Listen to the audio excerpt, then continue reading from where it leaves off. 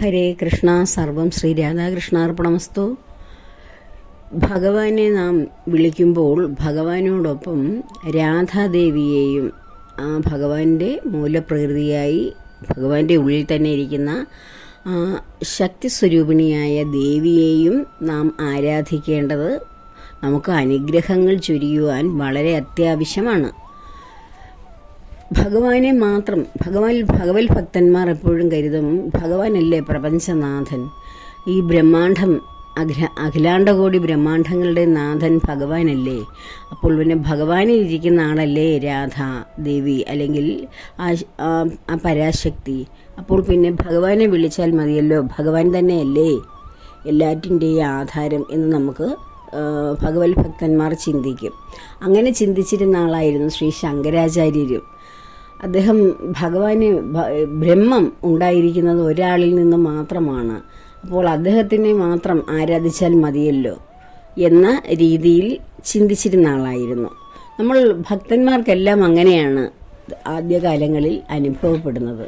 അപ്പോൾ ശരിക്കും ദേവി ഭഗവാനെ മാത്രം പ്രാർത്ഥിച്ച ശ്രീ ശങ്കരാചാര്യർ പരമശിവനെ, അതായത് നമ്മുടെ ഉള്ളിലിരിക്കുന്ന ആ ശക്തി ചൈതന്യം ആയ ആ തേജസ്സായ പരമശിവനെ, പവിത്രമായ ആ ശക്തിയെ, അതാണ് പരമശിവൻ, ആ പവിത്രമായ ശക്തി മാത്രമേ ഉള്ളൂ എന്ന് ചിന്തിച്ച് ആ പരമശിവനെ മാത്രം പ്രസാദിപ്പിക്കുകയും പ്രാർത്ഥിക്കുകയും ചെയ്ത ആളാണ് ശങ്കരാചാര്യർ. അപ്പോൾ ദേവി അദ്ദേഹത്തിൻ്റെ മുന്നിൽ പ്രത്യക്ഷപ്പെട്ടിട്ട്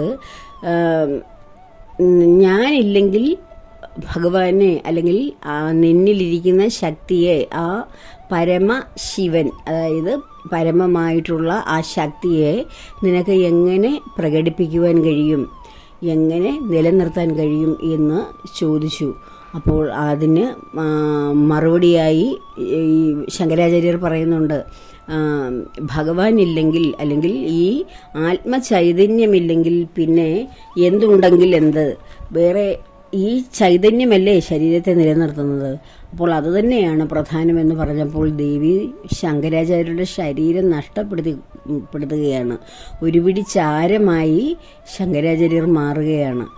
അപ്പോൾ ആ ചാരത്തിനുള്ളിലും എന്തുണ്ട്, ആത്മചൈതന്യമുണ്ട്. പക്ഷെ അതിന് പ്രവർത്തിക്കുവാൻ ആ പരമമായിട്ടുള്ള ശക്തി, ശക്തി അതിലുണ്ട്.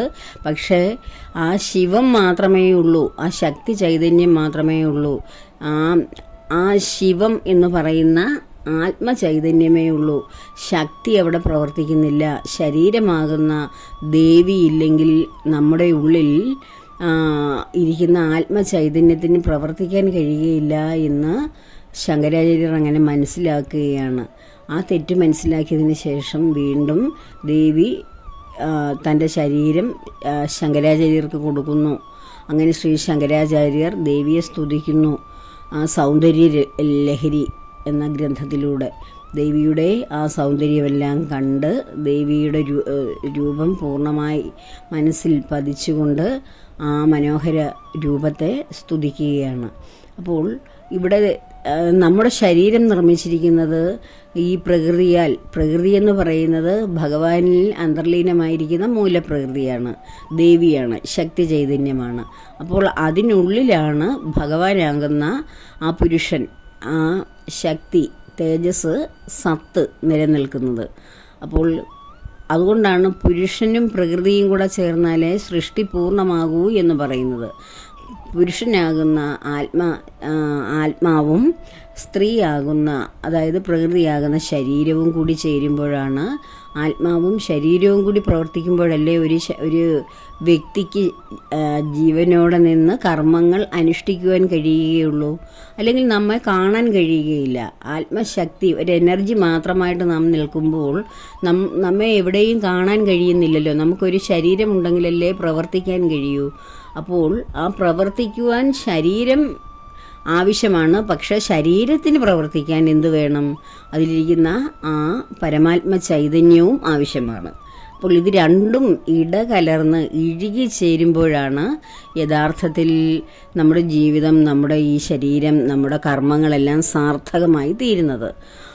അതുപോലെ തന്നെ എന്തുകൊണ്ടാണ് ഭഗവാനെ വിളിച്ചാൽ നമുക്ക് ഭഗവാൻ ധാരാളം പരീക്ഷണങ്ങളൊക്കെ തന്ന് നമ്മളെ കൂടുതൽ കൂടുതൽ ദുഃഖത്തിലേക്ക് ആഴ്ത്തി നമ്മളുടെ ജീവിതത്തെ സ്ഫുടം ചെയ്തെടുക്കുന്നത് എന്തുകൊണ്ടാണ് എന്ന് നമുക്ക് തോന്നും. ഭഗവാൻ ഇത്ര കാരുണ്യമില്ലാത്തവനാണോ? എത്ര കാര്യങ്ങൾ നമ്മൾ എത്ര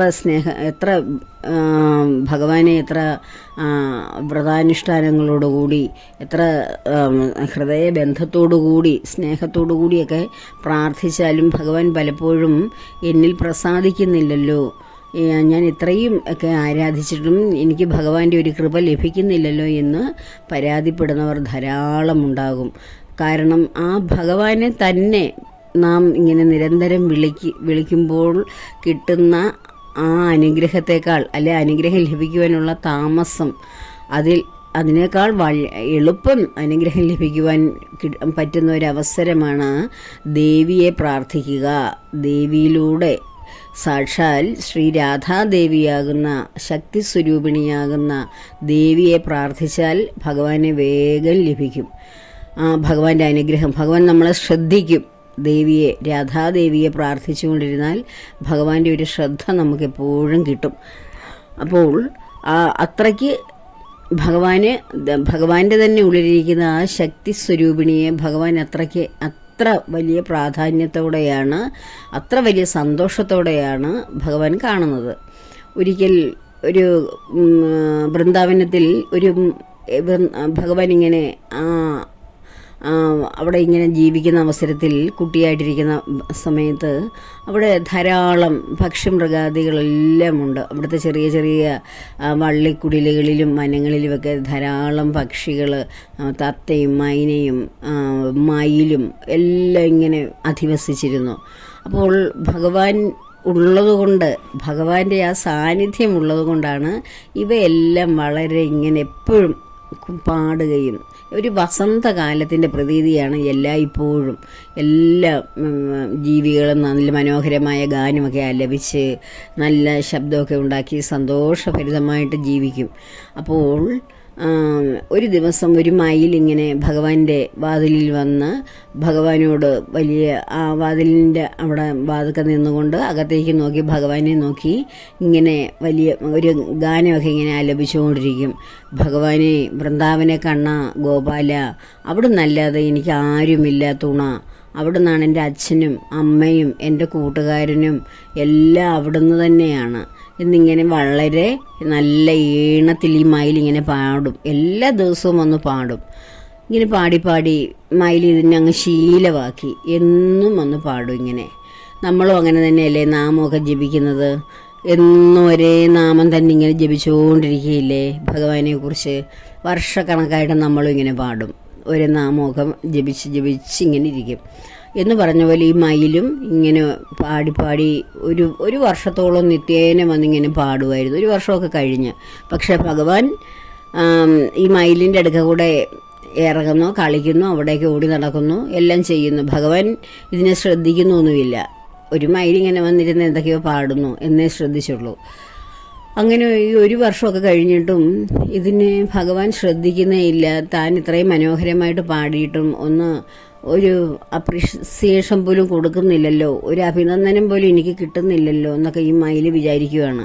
ഭഗവാനിൽ നിന്ന് ഒരു കടാക്ഷം അല്ലെങ്കിൽ ഒരു തലോടൽ പോലും എനിക്ക് ലഭിക്കുന്നില്ലല്ലോ എന്നൊക്കെ മയിലിന് തോന്നിയിട്ട് മയിൽ അവിടെ ഇരുന്നുകൊണ്ട് കരയും. അയ്യോ, എന്നെ കണ്ണനൊന്നും ശ്രദ്ധിക്കുന്നില്ലല്ലോ, കണ്ണൻ എല്ലാവർക്കും സന്തോഷം കൊടുത്തിട്ട് എൻ്റെ പാട്ട് മാത്രം കേട്ടിട്ടും ഒരു ശ്രദ്ധയും തരുന്നില്ലല്ലോ എന്നൊക്കെ പറഞ്ഞുകൊണ്ട് കരഞ്ഞുകൊണ്ടിരിക്കുമ്പോൾ അവിടെ ഒരു മൈന ഇങ്ങനെയുണ്ട്. ആ മൈന ഇഷ്ടം പോലെ പക്ഷിമൃഗാദികൾ ഇങ്ങനെ സന്തോഷത്തോടെ തുള്ളിച്ചാടി നടക്കുന്ന സ്ഥലമല്ലേ. ഭഗവാന്റെ സന്തോഷം എല്ലാവർക്കും ഇങ്ങനെ അനുഭവപ്പെടുകയാണ്. അപ്പോൾ ഈ മൈന വന്നിട്ട് ചോദിക്കും, എന്താണ് നീ ഇങ്ങനെ കരയുന്നത്? മൈനയ്ക്ക് അതിശയം തോന്നും. ഭഗവാന്റെ വാതിലിൽ ഇരുന്നൊരു പക്ഷി കരയുന്നു, അതോ സുന്ദരിയായ മയിലിരുന്ന് കരയുക? ഇങ്ങനെ കരയാൻ എന്തെങ്കിലും ഒരു കാര്യമുണ്ടോ? ഭഗവാന്റെ സാന്നിധ്യമുള്ള ഈ പ്രദേശത്ത് ഒരു മനുഷ്യരും കരയില്ലല്ലോ, ഒരു ജീവജാലങ്ങളും കരയുന്നില്ല, പിന്നെ ഇതെന്തിനിരുന്ന് കരയുന്നു എന്ന് വിചാരിച്ചിട്ട് ഇതിൻ്റെ അടുക്ക ചെന്ന് ചോദിക്കും, നീ എന്തിനാ കരയുന്നേ? ഇങ്ങനെ നമ്മുടെ വൃന്ദാവനെ കണ്ണൻ ഇവിടെ ഉള്ളപ്പം എന്തെങ്കിലും ആർക്കെങ്കിലും ഒരു വിഷമമുണ്ടോ? പക്ഷെ നീ എന്തിനിരുന്ന് കരയുകയാണ് മയിലേ എന്ന് ഈ മൈന ചോദിക്കുമ്പോൾ പറയും, ഞാൻ 1 വർഷത്തിൽ കൂടുതലായി ഞാൻ ഇവിടെ ഇരുന്ന് ഭഗവാന്റെ കണ്ണന് വേണ്ടി പ്രകീർത്തിച്ച് പാടുകയാണ്. എല്ലാ ദിവസവും ഞാനിവിടെ വന്ന് ഗാനം ആലപിക്കും. പക്ഷേ കണ്ണൻ എന്നെ നോക്കത്ത് പോലുമില്ല, ഒരു ശ്രദ്ധ പോലും ഇല്ല. എനിക്കൊരു തുള്ളി വെള്ളം പോലും എടുത്ത് തരത്തില്ല, ഇവിടെ എടുത്ത് തരത്തില്ല. എന്നാൽ ഞാൻ നിത്യേന ഇവിടെ വരുന്നതല്ല, ഇതിന് വല്ല വെള്ളമോ വല്ലതും കുടിക്കണമെങ്കിലോ എന്ന് കരുതി ഒരു ശകലം വെള്ളം പോലും എനിക്ക് തരില്ല. സത്യമല്ലേ മയിൽ പറഞ്ഞേ? നമ്മുടെ വീട്ടിൽ സ്ഥിരമായിട്ടൊരു പക്ഷി വരുവാണേ നമ്മൾ എന്ത് ചെയ്യും? അതിന് ആഹാരമൊക്കെ വെച്ച് കൊടുക്കും, അതിന് വെള്ളമൊക്കെ വെച്ച് കൊടുക്കും. അത് ആഹാരം വെള്ളമൊക്കെ കഴിക്കട്ടെ എന്ന് കരുതി അല്ലേ? അപ്പോൾ പക്ഷേ കണ്ണൻ അതൊന്നും ശ്രദ്ധിച്ചു പോലുമില്ല. അപ്പോൾ മൈന പറയും, വിഷമിക്കണ്ട, നീ എൻ്റെ കൂടെ വരൂ, എൻ്റെ ഒപ്പം വരൂ എന്ന് പറയും. അപ്പോൾ മയിൽ മനസ്സില്ലാ മനസ്സോടെ, കണ്ണൻ ശ്രദ്ധിച്ചില്ലെങ്കിലും ഇവിടെ ഒക്കെയാണ് എനിക്കിഷ്ടം, എന്നാലും ഈ മയിൽ വിളിച്ചതല്ലേ, അതുകൊണ്ട് മൈന വിളിച്ചത് കാരണം മയിൽ അതിനോടൊപ്പം ഇങ്ങനെ പോകും. ചെന്നത് എവിടെ ആയിരുന്നു? ബർസാനയിലേക്കാണ് ചെന്നത്. ബർസാന എന്ന് പറഞ്ഞാൽ രാധാറാണിയുടെ സ്ഥലമാണ്, അവിടുത്തെ റാണിയാണ്. ബർസാനയിലെ റാണിയാണ് രാധാറാണി. രാധാറാണിയുടെ മുറ്റത്ത് പോയി നിന്നിട്ട്, നീ ഇവിടെ നിന്ന് പാടൂ, അപ്പോൾ നീ ആഗ്രഹിക്കുന്നതൊക്കെ ഇവിടുന്ന് ലഭിക്കുമെന്ന് പറഞ്ഞു ഈ മയിലിനോട്. അതുപോലെ മയിലിനെ എന്നിട്ടും ഒരു ഇഷ്ടമില്ല, ഭഗവാൻ ശ്രദ്ധിച്ചില്ലെങ്കിലും ഭഗവാനെ തന്നെ പാടുന്നതാണ് ഇഷ്ടം. പക്ഷേ ഇവിടെ വന്നിട്ട് രാധാറാണിയെ ഒന്ന് സ്തുതിക്കാൻ എനിക്ക് വയ്യ എന്ന് മയിൽ മനസ്സ് വിചാരിക്കും. നീ രാധാറാണിയെ സ്തുതിച്ച് പാടൂ, നിന്നെ എളുപ്പം റാണി ശ്രദ്ധിക്കുമെന്നാണ് ഈ മൈന പറഞ്ഞത്. പക്ഷെ രാധാറാണിയുടെ മുറ്റത്ത് ചെന്നുകൊണ്ട് മയിൽ പാടിയത് എന്താണ്? എൻ്റെ ഗോവിന്ദ കണ്ണ, കാർമുകിൽ വർണ്ണ, ശ്യാമവർണ്ണ, എനിക്ക് നീയല്ലാതെ ആരുമില്ല തുണ, നീയാണ് എന്നെ രക്ഷിക്കുന്നവൻ, നീയാണ് എൻ്റെ അച്ഛൻ, അമ്മ, കൂട്ടുകാരനെല്ലാം നീ തന്നെയാണ്, എനിക്ക് നീയല്ലാതെ വേറെ ആരുമില്ല. ഇങ്ങനെയാണ് ഈ മയിൽ രാധാറാണിയുടെ മുന്നിൽ നിന്നും അവിടെ നിന്നും പാടുന്നത്. എന്നും പാടിക്കൊണ്ടിരുന്നത് തന്നെയാണ് ഇത് പാടുന്നത്. ഇത് കേട്ടപ്പോൾ രാധാറാണി അകത്തുനിന്ന് ഓടി, വെപ്രാളത്തോടു കൂടി സന്തോഷത്തോടുകൂടി ഓടി വന്നിട്ട്, ഇതാരാണ് ഈ പാടുന്നത് ഇത്ര മധുരമായിട്ട്? എൻ്റെ ശ്യാമവർണ്ണനെക്കുറിച്ച് ആര് പാടുന്നു?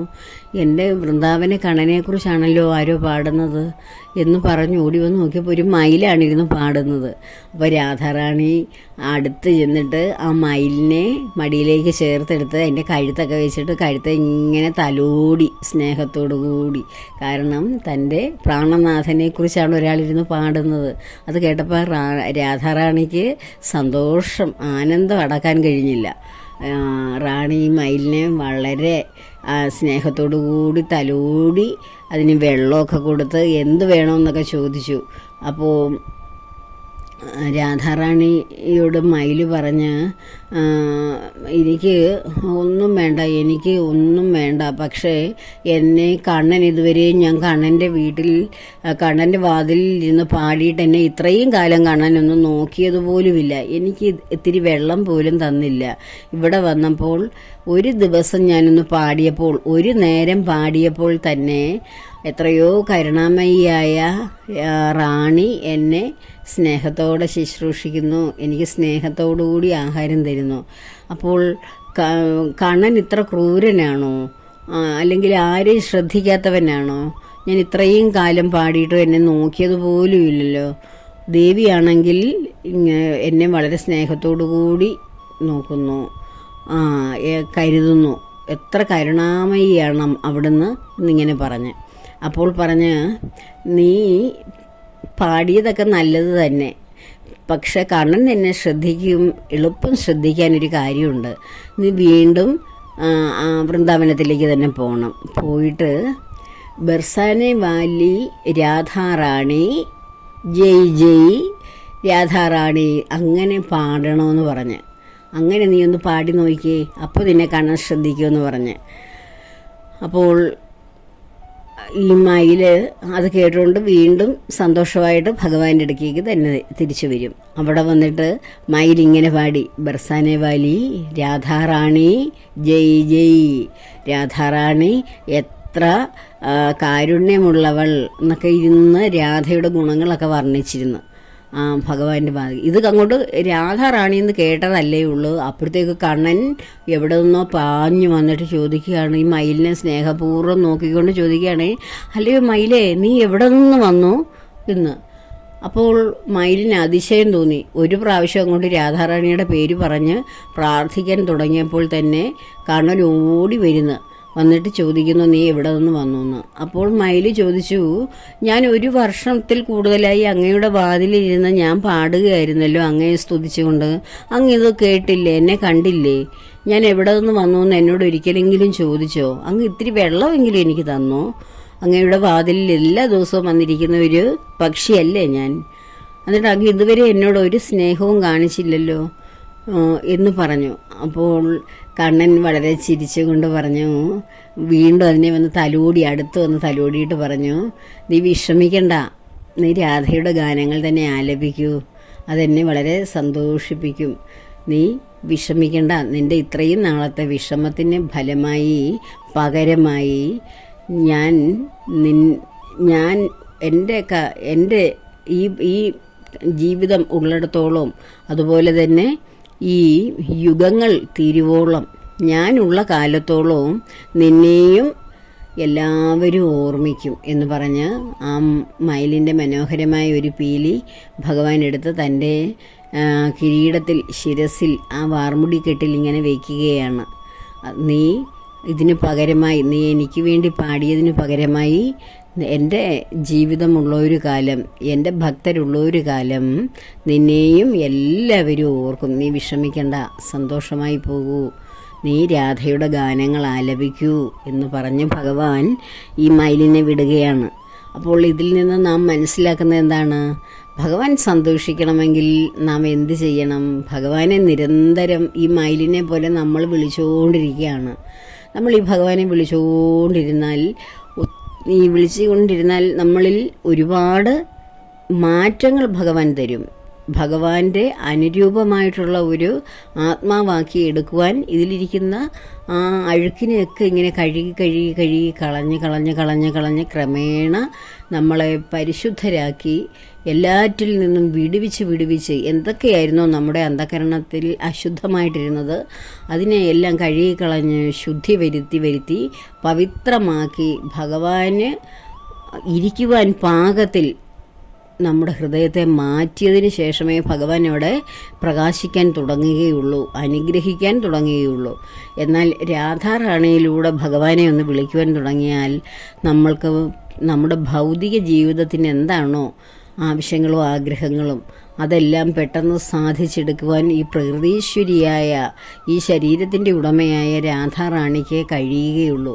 ദേവി വളരെ കരുണാമയിയാണ്. ഈ ദേവിയെ തന്നെയാണ് നമ്മൾ ലക്ഷ്മി ദേവിയായും ഭദ്രയായും ദുർഗയായും സരസ്വതി ദേവിയായും പാർവതി ദേവിയായും എല്ലാം നമ്മൾ ആരാധിക്കുന്നത്. അപ്പോൾ ഈ എല്ലാറ്റിൻ്റെയും മൂലപ്രകൃതി രാധാദേവിയാണ്. ഈ ശക്തി സ്വരൂപിണിയായ ദേവി ചൈതന്യത്തിൻ്റെ ദേവി ഓരോ രൂപവും ദേവി അമ്മയാണ്, മാതൃഭാവത്തിലാണ് നമ്മുടെയൊക്കെ മനസ്സിൽ കുടികൊള്ളുന്നത്. കാരണം നമ്മുടെ എല്ലാം ശരീരത്തിനുടമ ദേവിയാണ്. പക്ഷെ ദേവി ദേവന്മാരുടെ കാര്യത്തിൻ്റെ ആ ഒരു ദേവകാര്യങ്ങൾ സാധിക്കാൻ വേണ്ടി, അതായത് ഈ ഭൂലോകം മുഴുവൻ അസുരന്മാരാൽ അങ്ങ് കളങ്കപ്പെട്ട് ആർക്കും ഇവിടെ ജീവിക്കാൻ വയ്യ, സത്തുക്കളായിട്ടുള്ള മനുഷ്യർക്ക് ഒരിക്കലും ജീവിക്കാൻ പാടില്ലാത്ത വിധത്തിൽ അധർമ്മം പെരുകിയ സമയത്ത് ഇനി ഒരു രക്ഷ എങ്ങനെയുണ്ടെന്ന്, എവിടെ ഉണ്ടാകുമെന്ന് എല്ലാവരും ഒരുപോലെ പ്രാർത്ഥിച്ച് കരഞ്ഞ് വിഷമിക്കുമ്പോഴാണ് ദേവന്മാരുടെ ഇച്ഛയനുസരിച്ചാണ് ദേവി, ആ ദേവന്മാരുടെ എല്ലാവരുടെയും ശക്തിയിൽ നിന്നാണ് ചിതയിൽ, അതായത് ദേവി ഉണ്ടായത് തന്നെ ദേവന്മാരിൽ സൃഷ്ടിക്കപ്പെട്ട ആ വലിയ ഹോമകുണ്ടത്തിൽ നിന്നാണ്. എല്ലാ ദേവന്മാരുടെയും ശക്തി സംഭരിച്ചാണ് ദേവി ഇങ്ങനെ പുറത്തേക്ക് വരുന്നത്. ആ ദേവിക്ക് 16 വയസ്സായിട്ടാണ് ദേവി പുറത്തേക്ക് അഗ്നിയിൽ നിന്ന് പുറത്തേക്ക് സുന്ദരിയായ ദേവി വരുന്നത്. എന്നാൽ അത് രാധാദേവിയുടെ തന്നെ ശക്തിയാണ് ഈ ദേവിയായിട്ട് പുറത്തേക്ക് വരുന്നത്. പക്ഷേ ആ ദേവി വന്ന്, സുന്ദരിയായി പെൺകുട്ടിയായി ദേവി വന്ന്, ദേവിക്ക് ചുറ്റും പല ദേവിമാരും അഷ്ടലക്ഷ്മിമാർ പല രൂപത്തിൽ വന്ന് ദേവിയെ കൊണ്ട് എന്താണോ കാര്യം ദേവന്മാരും മനുഷ്യരുമൊക്കെ ആഗ്രഹിച്ചിരുന്നത് ആ കാര്യങ്ങൾ ദുഷ്ടനിഗ്രഹത്തിന് വേണ്ടിയിട്ട് നമ്മൾ ദേവി മാഹാത്മ്യത്തിൽ വായിക്കില്ലേ, ആ ദേവി ഓരോ ദുഷ്ടന്മാരെയും നിഗ്രഹിക്കുന്നത്. അങ്ങനെയുള്ള ആ നിഗ്രഹത്തിന് വേണ്ടി ദേവി വ്യത്യസ്തമായ രൂപങ്ങളൊക്കെ എടുക്കുകയാണ്. യഥാർത്ഥത്തിൽ ആ ക്രൂരന്മാരെയൊക്കെ കൊല്ലുവാൻ വേണ്ടിയാണ് ദേവി ഭദ്രയായും ദുർഗയായും ഒക്കെ ചാമുണ്ടിയായും ഒക്കെ പല രൂപങ്ങളിൽ ദേവി അങ്ങോട്ട് ഭാവം കൊള്ളുകയാണ്. യഥാർത്ഥത്തിൽ ദേവി വളരെ ശാന്തയായ, നല്ല സൗമ്യമായിട്ടുള്ള, എല്ലാ സ്നേഹത്തിൻ്റെയും സൗന്ദര്യത്തിൻ്റെയും ഐശ്വര്യത്തിൻ്റെയും നിറകുടമായ ഒരു ധാമമാണ് ദേവി. ഇപ്പോൾ നമ്മിൽ തന്നെ വ്യത്യസ്തമായ ഭാവങ്ങൾ വരുമ്പോൾ നാം എല്ലാം ദേവിയുടെ ഭാവങ്ങളാണ്. അതുകൊണ്ടാണ് ലളിതാ സഹസ്രനാമം ജപിച്ച് ദേവി ശക്തി പ്രാപിക്കുന്നത് പോലെ ദേവിക്ക് ദുഷ്ടനിഗ്രഹത്തിന് വേണ്ടിയിട്ട് ശക്തി സംഭരിക്കുവാൻ വേണ്ടിയാണ് വശിന്യാദി വാഗ്ദേവതമാരായിട്ടുള്ള 8 പേരെ ബ്രഹ്മാവ് സൃഷ്ടിക്കുകയും അവരെ കൊണ്ട് ഈ ദേവിയെ സ്തുതിപ്പിക്കുകയും ചെയ്താണ് ദേവിക്ക് ശക്തി വർദ്ധിപ്പിക്കുന്നത് ഈ ലളിതാ സഹസ്രനാമം എന്ന സ്തുതി, ആ മന്ത്രങ്ങൾ. അപ്പോൾ അതുപോലെ അത് ജപിക്കുന്ന നാം ഓരോരുത്തരും ദേവിയെപ്പോലെ തന്നെ തൻ്റെ കർമ്മങ്ങൾ അനുഷ്ഠിക്കുവാൻ ശക്തരായി തീരും. അതാണ് സഹസ്രനാമം ജപിച്ചാലുണ്ടാകുന്ന ഗുണം. നമ്മളുടെ കർമ്മങ്ങൾ എന്ന് വെച്ചാൽ എന്തോ, നമ്മൾ മറ്റുള്ളവരെ ദേവി ചെയ്ത പോലെ ദുഷ്ടനിഗ്രഹത്തിന് വേണ്ടി ഇറങ്ങിത്തിരിക്കാനുള്ള ശക്തിയാണോ നമുക്ക്? അല്ല. നമുക്ക് നമ്മുടെ കർമ്മങ്ങൾ, ഭൂമിയിലെ കർമ്മങ്ങൾ അനുഷ്ഠിക്കുമ്പോൾ പലപ്പോഴും നമ്മൾ തളർന്നു പോകും. മുന്നോട്ടൊരു അടി വയ്ക്കാൻ പറ്റാതെ ജീവിതത്തിൽ നമ്മൾ ഈ ഇരുട്ടിൽ തപ്പും. എന്താണ് എനിക്ക് മുന്നോട്ടൊരു മാർഗ്ഗം, ഇവിടം കൊണ്ടങ്ങ് അവസാനിപ്പിച്ചാലോ, എനിക്ക് വയ്യ ഇത് താങ്ങാൻ എന്ന ആ പ്രാരാബ്ധ ദുഃഖങ്ങൾ, ആ ഭാരങ്ങൾ താങ്ങാൻ വയ്യാതെ നമ്മുടെ ചുമല് ഒടിഞ്ഞു പോകുന്ന അവസരങ്ങൾ ധാരാളം ഉണ്ടാകും. ഈ അവസരത്തിൽ നാം പിന്തിരിഞ്ഞു പോവുകയോ അവിടം കൊണ്ട് അവസാനിപ്പിക്കുകയോ ചെയ്യാതെ ഓരോരുത്തരും ലളിതാ സഹസ്രനാമം ജപിക്കുക. ദേവിയുടെ അനുഗ്രഹവും ശക്തിയും അപാരമായി നമ്മളിൽ ലഭിക്കും. അതുപോലെ തന്നെ ഭഗവാന്റെ പ്രീതിക്കും കാരണമാകും. നമ്മൾ സ്വതവേ ഭഗവത് ഭക്തന്മാരാണ്. അവർ ദേവീ ഭക്തന്മാർ കൂടിയായി കഴിഞ്ഞാൽ നമ്മൾ വളരെ നമ്മുടെ ഭൗതിക ജീവിതത്തിൻ്റെ ലക്ഷ്യങ്ങൾ പൂർത്തീകരിക്കുവാൻ നമ്മളെ വളരെ വേഗം ദേവി സഹായിക്കും. അപ്പോൾ ഇന്ന് ദേവിയുടെ ഈ വെള്ളിയാഴ്ച ദിവസം ലളിതാ സഹസ്രനാമം ജപിക്കാത്തവർ ഉണ്ടെങ്കിൽ, എന്നെ കേൾക്കുന്ന പ്രിയപ്പെട്ടവരുണ്ടെങ്കിൽ ഇന്നു മുതൽ അത് ജപിച്ചു തുടങ്ങുക. നമ്മൾ ഓരോരുത്തരും ശക്തി സംഭരിച്ചുകൊണ്ട് ജീവിതത്തിൻ്റെ ഈ പ്രാരാബ്ധങ്ങളെ മുന്നോട്ട് നയിക്കുവാനുള്ള ഒരു വലിയ ഊർജ സ്രോതസ്സായി നമ്മൾ ഓരോരുത്തരും മാറുമ്പോൾ നമുക്ക് ലഭിക്കുന്നത് അമ്മയുടെ അനുഗ്രഹം മാത്രമല്ല, ഭഗവാന്റെ സ്നേഹവും കൂടിയാണ്. അപ്പോൾ അതിനുവേണ്ടി എല്ലാവരെയും ഭഗവാൻ അമ്മയും പ്രാപ്തരാക്കട്ടെ എന്ന് ആഗ്രഹിക്കുന്നു, പ്രാർത്ഥിക്കുന്നു. സർവവും ദേവിയുടെയും ഭഗവാന്റെയും പത്മപാദങ്ങളിൽ സമർപ്പിച്ചുകൊണ്ട് ലോകാ സമസ്ത സുഖിനോ ഭവന്തു.